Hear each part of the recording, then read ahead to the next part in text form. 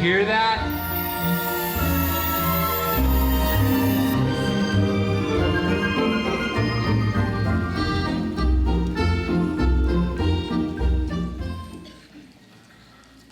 Good morning and welcome to Grace Fellowship. How are y'all this morning? Good? Good morning so far? I'm excited for Christmas. I love Christmas. We are in the middle of our Christmas series called Christmas Cheer for All to Hear. My name's Cody. I'm the student pastor here, and I'm back. It's good to be back here again. Pray for Rocky. This was actually his Sunday. He's very sick, so pray for him. He's literally very sick, so pray for him. But we are going through the 3 rules to be an elf. Last week, Pastor Jeremy talked about treat every day like Christmas. This week, we're going to go through another rule, but I have a friend I want you guys to meet. So if you guys could give a great Grace Fellowship welcome to my friend, Buddy the Elf. Yes. Hey, Hi, Buddy. Cody, it's Buddy. Come on up here. Come on, buddy. Oh, I love your jacket. It's velvety. Here. Pennies from heaven. You'll find your fortune. You've got leather too. Leather. What's your name? Larry. That's fun to say. Larry. Larry.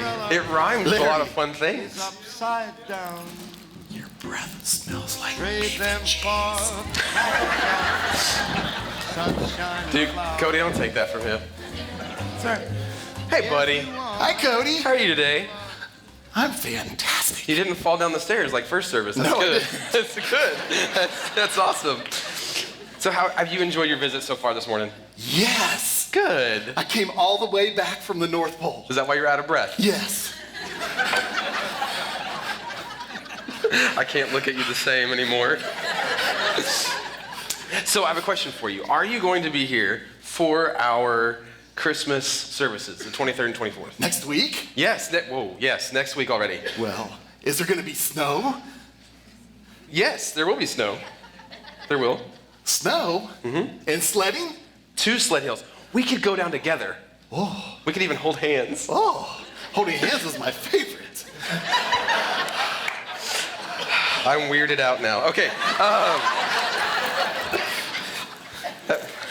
I can't say anything without sounding awkward. Will there be fire pits? There will be fire pits. Oh, I love fire. And okay. It's weird coming from a North Pole elf. There will also be s'mores. S'mores? Will there be syrup on them?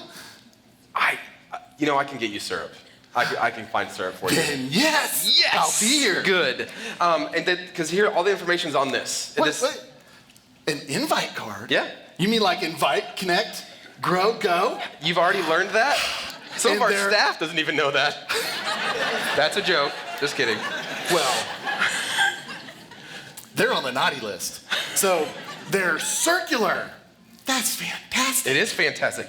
And I actually have a surprise for you. I love surprises. I know you do. Look under the table.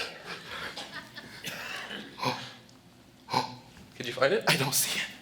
What? Oh, it's right here, it fell. It's right there. Even better. Free candy. ABC gum, my favorite. I don't know who was standing there, but yeah. You're good. I have another It tastes surprise. like worship leader. This is the worst thing ever. Okay. So you're going to be here on the 23rd and 24th where people can do something really cool. So come here. They can take pictures with you. So I'm going to take a selfie with everybody behind us. Got it. Okay, so they can take pictures with you. You can. Maybe. That's the worst picture ever known to man. Okay, right there. Cody, your face is so cute. You should be on a Christmas card. You went off script. That's not fair. There's a script? Well, I tried to write a script for this. But also, the other surprise I have for you, because I love you. Like, I love you. I love you too, Cody. Is Santa's going to be there. Santa! Santa's coming! Yes, he is. I know him! I know him! Santa! Buddy the elf is strong. Very strong, buddy. Very burly. I didn't expect that from an elf. Yes, he will be here just for you. You can take a picture with him. Everybody can take a picture with Santa on both days, the 23rd and 24th. Everybody say thank you for my friend Buddy. Buddy, we love you. Thanks for being here. Oh, actually, the other thing I need from you, I need a favor. Can you introduce the rule for this week? The elf rule for this week. The elf rule for the week should be, let's think. Singing loud for all to hear is the best way to spread Christmas cheer. There we go. Now give Buddy a hand for that. Thank you, Buddy. Cody. Oh, I forgot to hug you. Oh. I forgot hugs were your favorite. What's the name of our counselor again that we have on staff? Okay. Check out this clip of more clips of Buddy so I can recover. Yeah, so sure. Just do your job. Okay. Wow. What's this? This is the North Pole. No, it's not. Yes, it is. No, it's not. Yes, it is. No, it isn't. Yes, it is. No, it isn't. Yes, it is. No, it's not. Where's the snow? Why are you smiling like that? I just like to smile. Smiling's my favorite. Make work your favorite. That's your favorite, okay? Okay. Work is your new favorite. Fine. It's time for the announcement. Okay, people, tomorrow morning, 10 a.m., Santa's coming to town. Santa here? I know him. I know him. He'll be here to take pictures with all the children. Yeah. Just keep your receipts. 10 a.m. tomorrow. 10 a.m. tomorrow. Santa's coming to town. Yes. Sign this for me. Oh. Hi. Santa's coming.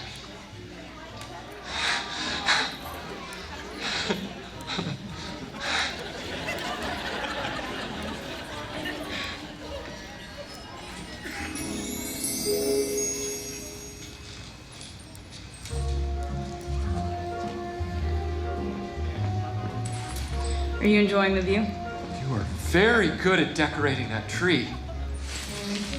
Why are you messing with me? Did Crumpet put you up to this? I'm not messing with you. It's just nice to meet another human who shares my affinity for elf culture. I'm just trying to get through the holidays. Get through?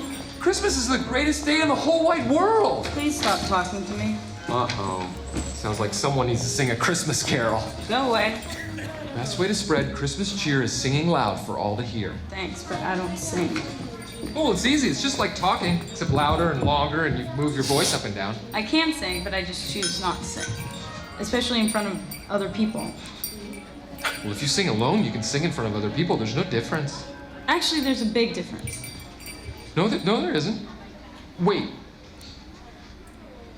I'm singing. I'm in a store and I'm singing. I'm in a store and I'm singing. Hey! There's no singing in the North Pole. Yes, there is. No, it's not. We sing all the time. No, it's not. Especially when we make toys. See? I need to announce this is my last Sunday. Me and Buddy are going to do a show in Vegas. And also to clarify, I did not chew the gum. I had it sitting in a cup, and now my hands are all sticky from that. So I'm like messing with my hands. I love Christmas. I love Christmas because it feels like it gives us something to rally around, something to look forward to, the anticipation. And when you're a kid, Christmas is very magical. You are so anticipating in what's under the tree. You're shaking every box. For me growing up, it was going to my grandparents' house. My grandma was a fantastic cook. And then her and I would watch Cowboy games together, and it was just so magical for us to spend Christmas together. Then something kind of happens. As you get older, there's reasons the allure of Christmas goes away. You're an older teenager, your wish list kind of becomes a shopping list. So you already know kind of what's under the tree, what you're getting. There's no magic to it. And then as you transition older than that, you start to have kids. And the magic starts to kind of come back. Living Christmas through your kids' eyes is magical. Like, I love it. Last night we had Christmas with some of our in-laws in Denton, and my daughter's 7, and she's totally into the American Girl doll thing. And she opened it, and it was like this hair jewelry organizer thing for her American doll, and she just, yes! just screamed it was awesome. And we're like, oh, yeah, she loves it. And then this got me. She goes, now I can organize everything. I went, oh, you are your mom. I am. And so I see where that came from. But Christmas is super magical. And I love building the anticipation through our kids' eyes. And it kind of brings some of the spark of Christmas back. I love that. But then what happens, the other side of that is what I call adulting Christmas, which is terrible. Adulting Christmas is Christmas turns into, maybe not all of our Christmas turns into this, but some of this turns into like logistical event planning for Christmas. You're worried about debts and spreadsheet and spending money and paying bills and road conditions and weather conditions and do we have windshield wipers on the car? Is the car gonna start? You worry about all that stuff. And it just starts to rob the cheer of Christmas. It robs it pretty severely. Because then you also have the anticipation of living for 3 or 4 days with in-laws if you travel. Right, I'm not gonna say anything else, I don't wanna get in trouble. No. What happens for us is there's like 30 people in a very small farmhouse in Missouri. And it's great. When we play board games and I lose at Scrabble, because I always do, or whatever, it's great, it's wonderful. But then there's like 15 of us in a basement. And it's hot, and I'm on a fold-out bed that's not comfortable. I can't sleep very well, then I'm grumpy. And everybody wants to know why I'm grumpy, because I didn't sleep, right? And 2 years ago, we're in this hot basement. There's my mother-in-law and stepfather-in-law, Allison's aunt and uncle, another aunt and uncle, my brother-in-law, and then like 4 kids are sleeping in the basement. And then Allison and I wake up at 4 o'clock in the morning because I'm just profusely sweating for some reason. I'm incredibly uncomfortable. And the Pentatonics Christmas album had come out that year, and so we listened to it, and I thought something got trapped in my brain. And so I hear this like, right? I'm like, oh, there's a beat. 4 o'clock in the morning, I hear a beat. And then all of a sudden I hear like a bass line. It's like boom, boom, boom. See, I can't sing either, but boom, right? And then all of a sudden there's like a guitar and all this cool stuff like, bow, bow. And I like, what is going on? Don't do that. That's evil. You are evil. You are evil, evil, evil. All these people going off script. I'll tell you what. I'm gonna write a letter to my senior pastor. No, so all this beat's going on in my head, and I'm like, great, now this tune is stuck into my head. And then I kind of become a little bit more conscious of what's going on. There are 6 adults snoring in different octaves, but in rhythm of this, and I'm sitting there going, I'm never going back to sleep again, because I'm just hearing the snores of, like, and I was like, I want to try to record this mess and like turn it into a Christmas album. I couldn't, but it was, yeah. And then so there's this, but then again, you're just tired and grumpy and you're mad at everybody for snoring, you know? So this year I actually have earplugs and all kinds of stuff ready, but all this uncomfortable weirdness starts to happen for adulting Christmas. And it does, it starts to kind of rob some of the beauty of it. And so it happens with me. I'm terrible at this. What I fall into adulting Christmas is 48 hours before Christmas. We travel every year to Missouri, and it kind of started when we have kids. Them being 10 and 7 now. It started when they were born. 2 days before Christmas, I start eyeing the Christmas tree, and I kind of look over and go, "Oh, look at all the presents." And I look over and look at all the stuff that we have to bring because we have little kids. And I start looking at all the bags that we have to pack. And I start looking at the car, and I'm going, "There is no way all that's fitting. It is not fitting. It's not fitting." And I start throwing this ridiculous fit because stuff is not going to fit. It's just, there's no way it's going to fit. Just realized I said I throw a fit because it's not going to fit. That's funny. Like, it's just not going to happen. The problem is I get super negative about it. And I turn into like crotchety old man syndrome about it. And I'm like kicking things. It's not going to fit. We need a bigger car. We can't afford a bigger car. Do we even have to bring the kids? Like, is that optional? They'll be fine, right? Dog food, they're good. But then like 24 hours before there's a lull, and in the morning of, it kicks in full bore, where I just get mean about stuff not gonna fit. My wife brings out another suitcase out of the room, and like I'm gonna make light of it right now, but it's not. I'm like, woman, another bag? Where's my super suit? No, like another stinking bag you're bringing out? But I'm not that lighthearted about it. I'm actually really upset about it.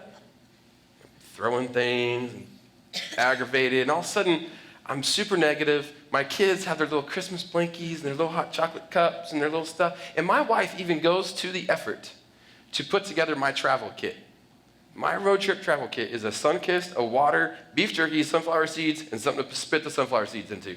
And I get into the car after throwing this huge hissy fit, ruining Christmas for everybody, and there's my little kit.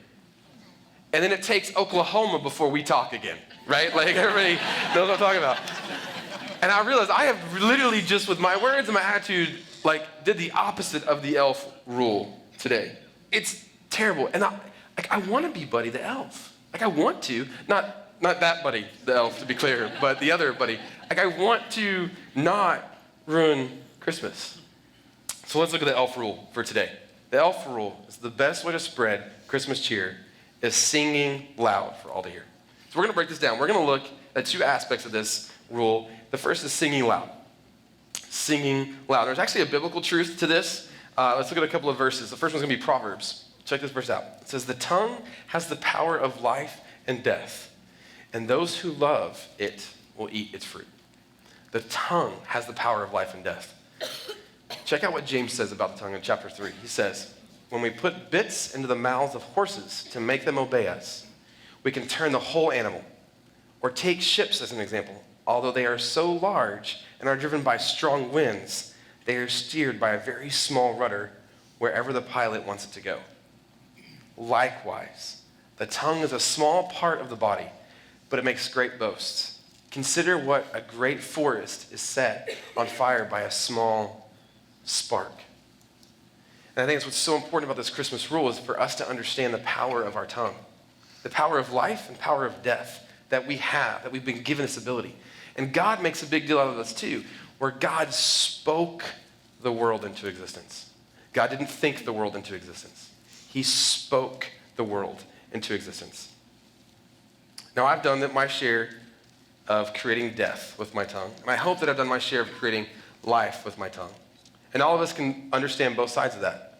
We've been a victim or a beneficiary of both sides of that, but we've also used our tongue as a weapon for both sides of that. And we all know those people. I like to call them vampires because they just suck the life out of you. With their tongue, right? And that's part of the adulting Christmas. You're going to I can't talk about this with that person because they'll go off and then they'll hate me, Or I can't talk about Trump and a wall with my mother-in-law because she loves Obama still. That's not true, but maybe. So there's things that are off limits.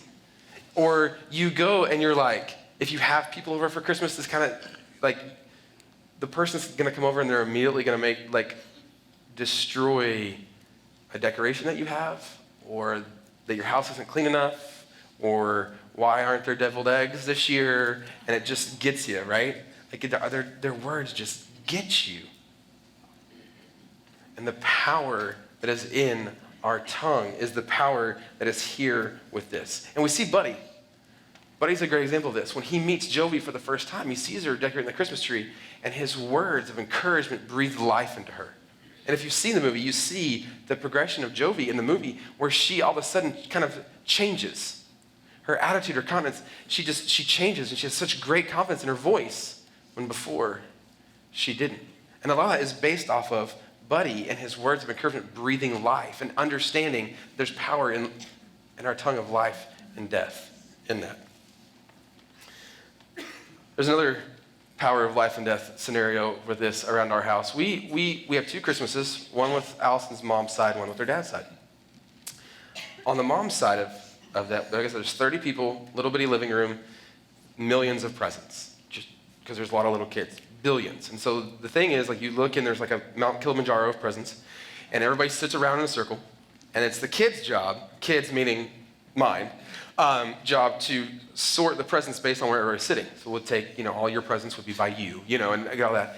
So all the presents get to sit around, and everybody sits around, and then we say, go. And on go, everybody just goes crazy opening presents, right? Just nuts. It's, just craziness. And you throw all of the wrapping paper in the middle of the pile, and we've literally lost $100 bills and gift cards in that trash pile. Every year, someone is digging through the trash because they forgot that I gave you something, right? You got that check. I never got the check. Maybe it's in the trash. You're digging through the trash. I tried to use that bit one time when I actually did have the check, but it didn't work. But then the most awkward thing happens. The most awkward thing happens when everybody opens the presents. You're sitting there with all your presents, and then show and tell happens. I'm uncomfortable with this. I don't want to sit here and go, thank you so much for the piece of paper that you gave me. It's beautiful, and I'll write sermons on it. It's wonderful. I know you shopped hard for this. Thank you so much. About every present to every single person, right? That we do this because some of our people in our family may be really bad at thank you cards. Not my household, because my wife makes us all sign thank you cards individually. But you're able to say thank you right then. Yeah, there's good power in that. But here's where the power kicks in. The power and encouragement kicks in when I'm holding up said piece of paper or gift, and as I'm describing it, I get interrupted by my mother-in-law or someone who goes, you see that? Look at the tag. $197, paid 10 cents. Paid 10 cents. Then what happens is one of her sisters kicks in and goes, man, that's a great deal. You know that other present over there? I paid this and this and got this percentage off. You're amazing. Look at you. Well, in this present, and then it goes off of the encouragement of, you're the best Christmas shopper ever because of what you paid off. And then I'm going, you paid 10 cents for this? That's what I mean to you is, right? And then thank you, Kohl's Cash, the true cryptocurrency of our time. When my mother's like, I didn't even pay for that. Like, they paid me to take that for you, right? Like, thank you. You see that luggage? It was free from CVS. But I have 75 toothpaste, right? Like, so there's so much power and encouragement and love with our words. And Buddy is that way. Like I say, he's super encouraging. And I want to be that. But I do struggle with adulting Christmas with that. Is anyone else with me in that? It's just a struggle to keep those separated. Check out this verse in Ephesians 4. Paul says, do not let any unwholesome talk come out of your mouths, but only what is helpful for building others up according to their needs, that it may benefit those who listen. See, Paul understands this power of life and death. And he understands that for us, it's actually a tool that we need to recognize that we have, that God's given us, to build each other up according to their needs. Now, what's difficult about this is that it's a true gift that we have to have that power, that God blessed us with the ability to speak life and death, every single one of us. But the other focus of this, we realize it's according to their needs. It's not according to how I want to then just say things. So it automatically means that I have to have a focus on someone else above myself with what I want to say. I'll let you think about that for a second, because it's really cool. That I have to be focused about someone else based on the words that I say to build them up. They kind of go hand in hand, right? Because we've all experienced the false sense of, hey, great job. Like, I kind of baited people into this. I couldn't say this first service because everybody that after I got off the stage said, hey, great job. I'm like, you're only saying that because of my message. Some people thought it was funny, one person didn't. But like, we've been a part of like, I guess thank you for that, but it wasn't what I needed. Like, you're totally not focused in on me. So the compliment ends up kind of being hollow. Now, there's another side to this Christmas, this elf rule. Let's check this out. Let's look at it again. The best way to spread Christmas cheer is singing loud for all to hear. This is a very important aspect. It is my belief that the biggest mistake that we make in relationships is silence. I think it's the biggest mistake that we make. We even joke around that like, you're giving me the silent treatment, aren't you? Yeah, and we do that because we understand the power that it has, that silence, the lack of audible has. The lack of audible communicates, you're not worthy of me talking to you. I'm so mad at you that I'm withholding power of life and death from you. And I'm going to hang it over you. And at some point, I will grant that back to you. See, God had to speak it so it was created. if we leave things where it's, well, he knows I love him. Well, she knows I think she's pretty. That's not encouragement. Because when I have to assume what goes in the silence, I'm usually negative. When I have to assume what you're thinking in the silence, that creates a way for Satan to plant seeds of doubt, confusion, and negativity. This is really silly. One of the things that my wife, we've always done it, we didn't do it on purpose, it just happens, and so now we recognize it and we embrace it. Throughout our marriage, it's bounced back and forth of whose responsibility it was to go to Walmart. The opposite of Christmas cheer, okay? It's like the gateway to hell. And I say that because it's true, and I say it because it makes more sense for my story. But what we do is, like right now, think that God, like there's Jesus and then Walmart pickup, right? Like that's God's gift to us. You don't actually have to go in to get stuff from Walmart. So she does Walmart pickup now, but even then, whoever goes to Walmart, we get home, and I don't know if it's the look on our face of that was sheer terror or what. The other person goes, hey, thanks for going to the store, because I know it was not fun. No matter what, every time someone says thank you, if she doesn't say thank you, my immediate first thought, is she mad at me? So subtle, so silly, but that silence of that little stinking thank you for Walmart that feels robotic at times creates in me the idea that, oh, she's mad at me. What did I do? Is she gonna talk to me? And then I domino in that and I go like, okay, well, I'm gonna try to give her a hug and see what, like, am I getting like a side hug, a shoulder hug, a don't even touch me thing, or whatever. But that's what silence does. And that's why I think it's so important, this part of the ELF rule, it's for people to hear it. It's for singing aloud for all to hear, and it has to be heard. Check out this video clip.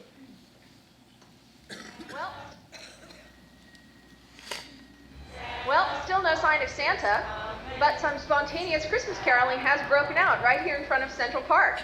Let's have a listen in. When you're sleeping, he knows if you're awake. He knows if you've been bad or good, so be good for goodness sake. You better not pout, I'm telling you what. Santa Claus is coming to town. Just a little more!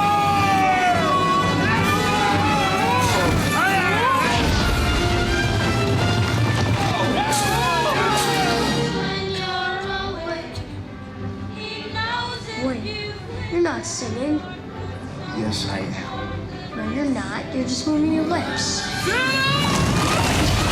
Michael, please, what's the big deal? Dad? Santa Claus is coming to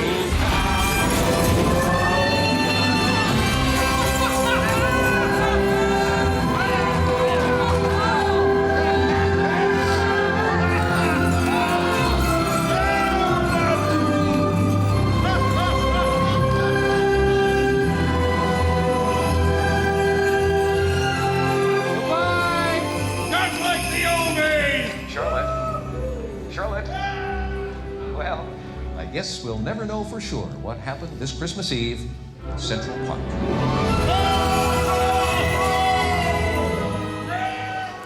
I think that is a great example of silence. Because the whole point of the movie was Buddy the Elf spreading Christmas cheer. And when the dad is silent and his son calls him out, which is always not a good experience when your son calls you out, like you can't mouth it. You gotta sing it. It has to be heard for it to have power. And the moment that he actually verbalizes the encouragement and his cheer and his belief, the clausometer gets full and Santa takes off. And Christmas cheer then gets to get spread. For us, Christmas cheer. What's Christmas cheer? What am I trying to spread? Sing loud for people to hear. Christmas, we celebrate it because it's the moment we were given Jesus. The moment we were given Jesus is Christmas. So what we're trying to spread is the idea of Jesus, Jesus being given to us. See, Buddy the Elf, his experience with Christmas is so full and rich because of what his experience is with Christmas that he has to spread it. He wants to get other people to love Christmas as much as he does and see the joy and the magic in it. For us, singing loud for all to hear, spreading Christmas cheer, is that because of our experiences and encounters with Jesus, we should be trying to encourage people to love Jesus as much as we do, and this is why. This is why. There's a rock band that actually has a Christmas ballad that I love, and it gets me in the feels every year. One of the lines in that song, it says, "I celebrate today because you were born, and you were born to die, so that one day I may pray for you to save my life." Anything or anyone that has saved my life, I want to spread that. So for us, with encouragement, with cheer, with excitement, maybe not Buddy the Elf excitement, because that gets a little awkward, point in case, how do we spread our experiences with Jesus so everybody can hear it? I got a few minutes left. I'm going to share something with you guys that I didn't share for service, just thought about. So I have a somewhat incredibly difficult relationship with my dad. If you guys were here a couple weeks ago, I shared about that. As we were praying through this message, I just had the urge. I have no idea where my dad's stand is with God. No clue. And I was like, I'm supposed to be spreading Christmas cheer. Christmas cheers Jesus. I've never even asked my dad about his relationship with God. And so I just texted him. I said, hey, can I ask you a question? He goes, it depends, because that's my dad. And I said, are you wearing them? That's our relationship. So, dad joke for you guys. And I said, one of you is going to get that on the way home. I said, and I just asked him about his relationship with God. This is a man that we don't get along. Never have. He's kind of been my arch nemesis for a long time, and just the health of my life. And he said, I talked to a pastor recently, and talked to God, and we're good. And I was like, I would have never known that unless I audibly asked about it. I would have never known that.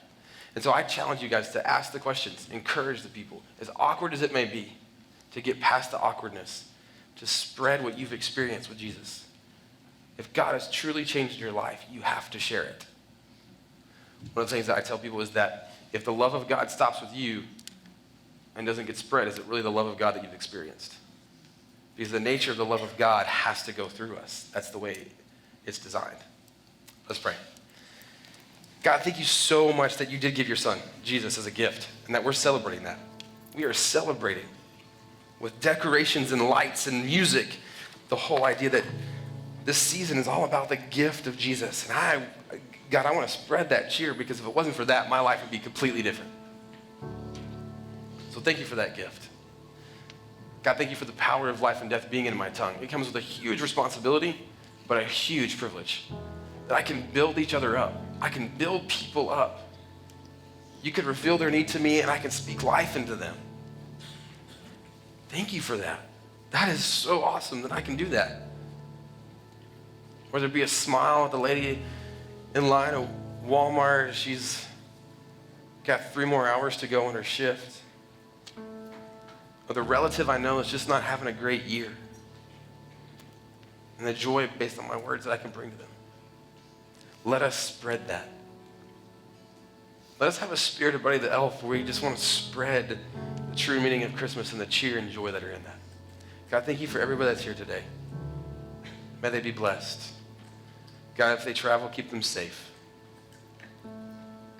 Let them have a joyful Christmas. In Jesus' name we pray. And everybody said, amen. Thank you for being here. We've come to the point in our service where we will receive our offering. Something that I like to say a lot is it is a privilege to get to watch what your generosity does in life change for people.